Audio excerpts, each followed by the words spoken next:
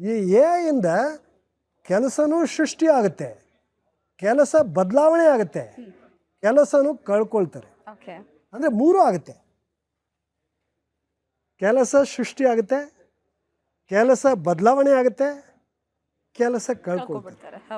ಯಾರು ಕೆಲಸ ಕಳ್ಕೊಳ್ಳೋರು? Data entry operator ಅಂತ ಹೇಳಿದೆ. ನಮಗೆ 1,00,000 ಡಾಟಾ ಎಂಟ್ರಿ ಆಪರೇಟರ್ ಬೇಕಾದರೆ ಈಗ 50,000 ಡಾಟಾ ಲೇಬಲರ್ಸ್ ಬೇಕು. ಒಂದು ಅಡ್ಮಿನಿಸ್ಟ್ರೇಟರ್ಸ್. ಈ ಅಡ್ಮಿನಿಸ್ಟ್ರೇಟರ್ಸು ಕೆಲಸ ಇರುತ್ತಾ ಇಲ್ವೋ ಅವರಿಗೆ? ಅವ್ರ ಮಧ್ಯಸ್ಥರು. ಈ ಮಧ್ಯಸ್ಥ ಕೆಲಸ ಎ ಐ ಮಾಡುತ್ತೆ. ಸೊ ಅವರಿಗೆ ಯಾವ ಥರ ಕೆಲಸ ಸಿಕ್ಕುತ್ತೆ? ಆ ಕೆಲಸಗಳು ಸ್ವಲ್ಪ ರಿಸ್ಕಿ ಇರುತ್ತೆ. ಈಗ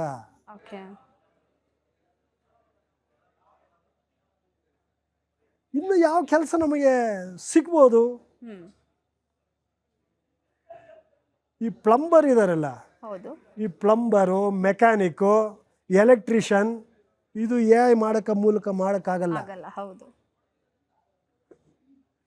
ಅದೇ ರೀತಿ ಒಂದು ಕೇರ್ ಟೇಕರ್, ಹೆಲ್ತ್ ನಲ್ಲಿ ಫಿಸಿಯೋಥೆರಪಿಸ್ಟ್, ಇನ್ನೂ ಆ ಮಟ್ಟಕ್ಕೆ ನಾವು ಹೋಗಿಲ್ಲ.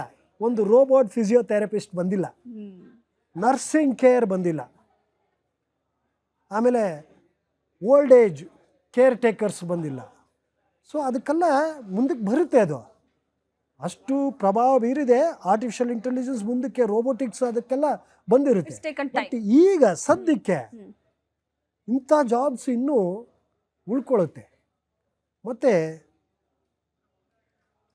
ಒಂದು ಟೀಚರ್ ಅವ್ರ ಜಾಬ್ ಕಳ್ಕೊಳ್ತಾರ, ಒಂದು ಲಾಯರ್ ಜಾಬ್ ಕಳ್ಕೊಳ್ತಾರ, ಒಂದು ಡಾಕ್ಟರ್ ಅವ್ರ ಜಾಬು ಯಾವ ಥರ ಇರುತ್ತೆ, ಇಂಜಿನಿಯರ್ಗೆ ಜಾಬ್ ಯಾವ ಥರ ಇರುತ್ತೆ, ಬೇರೆ ಬೇರೆ ಥರ ಜಾಬ್ಸು ಸಿಕ್ಕುತ್ತೆ. ಈಗ cyber security officer, A I product manager,